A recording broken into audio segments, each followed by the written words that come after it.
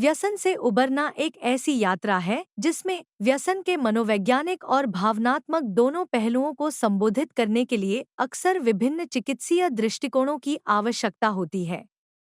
व्यक्तियों को लालसा को प्रबंधित करने, विचार पैटर्न बदलने और प्रेरणा बनाने में मदद करने के लिए कई प्रभावी उपचार उपलब्ध हैं। यह अध्याय कुछ सबसे व्यापक रूप से उपयोग की जाने वाली चिकित्सा को कवर करेगा, व्यावहारिक अभ्यास और तकनीकों के साथ प्रत्येक दृष्टिकोण का अवलोकन प्रदान करेगा। ये वीडियो हमारे अद्भुत प्रायोजकों की बदौलत संभव हो पाए हैं।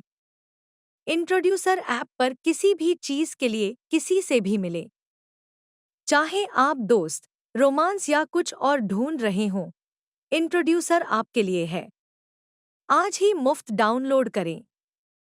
एक आभासी स्वर्ग और वैश्विक समुदाय में एक नए स्वर्ग और एक नई पृथ्वी का अनुभव करें। चर्च कभी ऐसा नहीं दिखता था। आपका योगदान पृथ्वी 2.0 को जीवंत कर सकता है। अंत में, अगर आप इन वीडियो को बिना विज्ञापनों के देखना पसंद करते हैं, तो हैप्पी ऐप पर हमारे मानसिक स्वास्थ्य केंद्र पर जाएं। विवरण में दिए गए लिंक पर क्लिक करें। संज्ञानात्मक व्यवहार थेरेपी (सीबीटी) व्यसन से उबरने के सबसे प्रसिद्ध तरीकों में से एक है। यह व्यसन में योगदान देने वाले नकारात्मक विचार पैटर्न और व्यवहारों की पहचान करने और उन्हें बदलने पर केंद्रित है। इसका लक्ष्य व्यक्तियों को तनाव, लालसा और ट्रिगर्स को प्रबंधित करने के स्वस्थ तरीके विकसित करने में मदद करना है। संज्ञानात्मक व्यवहार थेरेपी के बारे में अधिक विस्तृत जानकारी के लिए नीचे दिए गए विवरण में इसके लिए समर्पित हमारे पाठ्यक्रम को देखें। नकारात्मक विचारों को फिर से तैयार करने के लिए व्यायाम। विचार रिकॉर्ड। उन नकारात्मक विचारों को लिखें जो लालसा या पदार्थों के उपयोग को जन्म देते हैं। फिर उन विचारों को उन सबूतों के साथ चुनौती दें जो उनका खंडन करते हैं। उदाहरण, मैं शराब के बिना सामना नहीं कर सकता को मैंने पहले शराब के बिना तनाव को संभाला है से चुनौती दी जा सकती है। व्यवहार प्रयोग। ट्रिगर के जवाब में एक नया व्यवहार आजमाएं और परिणाम देखें। यदि आप आम तौर पर तनावग्रस्त होने पर पदार्थों का सहारा लेते हैं, तो इसके बजाय व्यायाम करने या किसी मित्र से बात करने का प्रयास करें और देखें कि यह आपके मूड को कैसे प्रभावित करता है। लालसा और ट्रिगर को संभालने की तकनीकें। लालसा को विलंबित करें। जब आपको लालसा महसूस हो, तो उस पर कार्रवाई करने से पहले 5 से 10 मिनट प्रतीक्षा करें।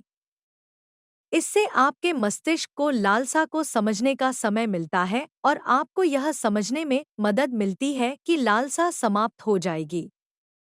ध्यान भटकाना। ऐसी गतिविधि में शामिल हों जो आपके मन को लालसा से दूर ले जाए। टहलने जाएं, पढ़ें या किसी मित्र को कॉल करें।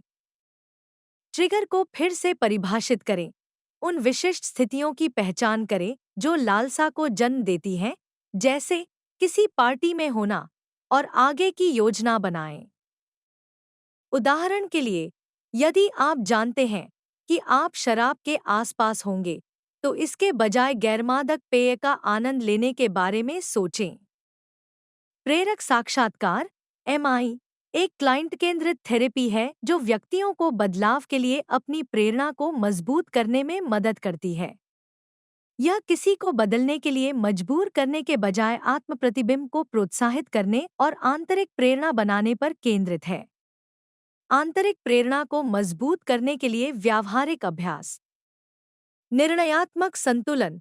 व्यसनी व्यवहार को जारी रखने बनाम रोकने के पक्ष और विपक्ष की एक सूची बनाएं। इससे व्यक्तियों को यह देखने में मदद मिलती है कि व्यसन उनके जीवन को कैसे प्रभावित कर रहा है और बदलाव करने के क्या लाभ हैं। उदाहरण, नशे से दूर रहने के क्या लाभ हैं, बनाम उपयोग जारी रखने की क्या लागत है। लक्ष्य निर्धारण। छोटे, प्राप्त करने योग्य लक्ष्य निर्धारित करने के लिए एक चिकित्सक के साथ काम करें। एक सहायता समूह की बैठक में भाग लेने या दिन में एक बार मुकाबला करने के कौशल का अभ्यास करने जैसी किसी प्रबंधनीय चीज से शुरुआत करें। अपने प्रियजनों को उनकी यात्रा में कैसे समर्थन दें? बिना किसी निर्णय के सुने। जब किसी प्रियजन से उनकी लत के बारे में बात करें, तो अपने स्वयं के एजेंडे को आगे बढ़ाएं, बिना उनकी भावनाओं को सुनने और मान्य करने पर ध्यान केंद्रित करें। स्वायत्तता को प्रोत्साहित करें। उन्हें समझाने की कोशिश करने के बजाय बदलाव के लिए अपने स्वयं के कारणों का पता लगाने में उनकी मदद करें।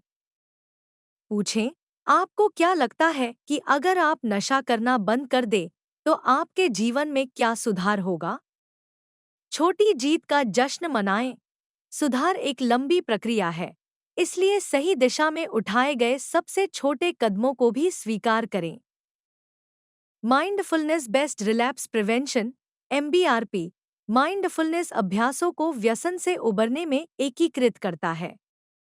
यह व्यक्तियों को वर्तमान में मौजूद रहने और उन पर प्रतिक्रिया किए बिना लालसाओं का निरीक्षण करने में मदद करता है। इसका लक्ष्य व्यसन से संबंधित विचारों और भावनाओं के बारे में गैर-निर्णयात्मक जागरूकता विकसित करना है, जो लत के फिर से लत में पड़ने की संभावना को कम कर सकता है। लालसाओं को प्रबंधित करने के लिए माइंडफुलनेस व्यायाम। आग्रह सर्फिंग। जब कोई लालसा उत्पन्न होती है, तो उस पर कार्रवाई किए बिना उसका निरीक्षण करें। लालसा को एक लहर की तरह कल्पना करें। पहले तो यह बहुत तेज होगी, लेकिन अगर आप इससे नहीं लड़ेंगे तो यह अंततः खत्म हो जाएगी। इस बात पर ध्यान केंद्रित करें कि आपके शरीर में लालसा कैसी महसूस होती है, जैसे तनाव, बेचैनी, बिना इसका मूल्यांकन किए या इसे दबाने की कोशिश किए। वर्तमान में रहने के लिए श्वास और जागरूकता तकनीकें। Mindful breathing. अपनी सांस पर ध्यान केंद्रित करें, क्योंकि यह अंदर और बाहर बहती है। अगर आपको लगता है कि आपका मन भटक रहा है, तो धीरे से अपना ध्यान अपनी सांसों पर वापस लाएं। लालसा या तनाव का अनुभव करते समय यह तकनीक मददगार हो सकती है। Body scan. धीरे धीरे अपने शरीर के विभिन्न हिस्सों में अपनी जागरूकता को ले जाएं, अपने पैरों से शुरू करके अपने सिर तक। तनाव या बेचैनी के किसी भी क्षेत्र पर ध्यान दें और सचेत रूप से उन मांसपेशियों को आराम दें। उदाहरण, अगर आप बेचैनी महसूस कर रहे हैं और किसी पदार्थ की लालसा कर रहे हैं, तो अपने आप को शांत करने के लिए ध्यानपूर्वक सांस लें। गहरी सांस लें। अपने शरीर में प्रवेश करने और बाहर निकलने वाली हवा की अनुभूति पर ध्यान केंद्रित करें और खुद को याद दिलाएं कि यह भावना बीत जाएगी। 12 चरणीय कार्यक्रम, जैसे कि एल्कोहलिक्स एनोनिमस (आ) और नारकोटिक्स एनोनिमस (NA), सहकर्मी सहायता कार्यक्रम हैं जो दशकों से लोगों को नशे की लत से उबरने में मदद कर रहे हैं। ये कार्यक्रम आध्यात्मिक सिद्धांतों पर ध्यान केंद्रित करते हैं और व्यक्तियों को अपने ठीक होने की जिम्मेदारी लेने के लिए प्रोत्साहित करते हैं, जबकि दूसरों से सहायता मांगते हैं जो उनके संघर्ष को समझते हैं। ANA और स्मार्ट रिकवरी का अवलोकन। ANA इन कार्यक्रमों में 12 चरणों के माध्यम से काम करना शामिल है, जो उच्च शक्ति के सामने आत्मसमर्पण करने, सुधार करने और किसी के ठीक होने की जिम्मेदारी लेने पर जोर देते हैं। बैठ के लोगों को अपने अनुभव साझा करने और आपसी समर्थन देने के लिए एक सुरक्षित स्थान प्रदान करती हैं। स्मार्ट रिकवरी 12 चरणीय कार्यक्रमों का एक विकल्प। स्मार्ट रिकवरी वैज्ञानिक सिद्धांतों पर आधारित है और आत्मशक्तिकरण पर केंद्रित है। यह व्यक्तियों को नशे की लत से संबंधित अपने विचारों और व्यवहारों को प्रबंधित करने में मदद करने के लिए CBT जैसे उपकरणों का उपयोग करता है। आध्यात्मिकता पर कोई जोर नहीं है, जो इसे उन लोगों के लिए आकर्षक बनाता है जो अधिक धर्मनिरपेक्ष दृष्टिकोण पसंद करते हैं। सहकर्मी सहायता कार्यक्रमों के पक्ष और विपक्ष। पक्ष। सामुदायिक समर्थन। व्यक्ति दूसरों से जुड़ने से ताकत हासिल करते हैं जो समझते हैं कि वे किस दौर से गुजर रहे हैं ओ जवाबदेही नियमित बैठकें संरचना और जवाबदेही प्रदान करती हैं। ओ सुलभ कार्यक्रम अक्सर मुफ्त और व्यापक रूप से उपलब्ध होते हैं। विपक्ष ओ आध्यात्मिक जोर एएनए के लिए कुछ लोग धार्मिक या आध्यात्मिक पहलुओं से असहज महसूस कर सकते हैं।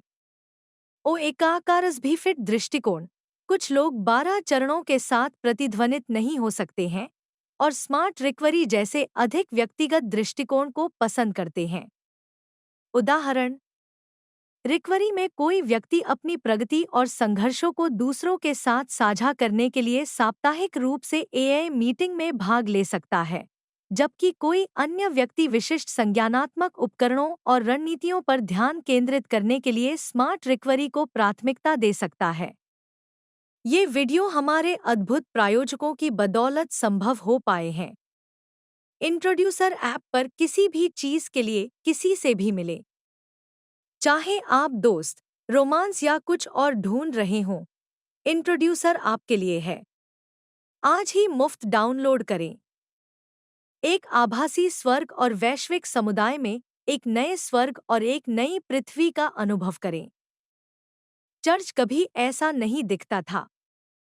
आपका योगदान पृथ्वी 2.0 को जीवंत कर सकता है।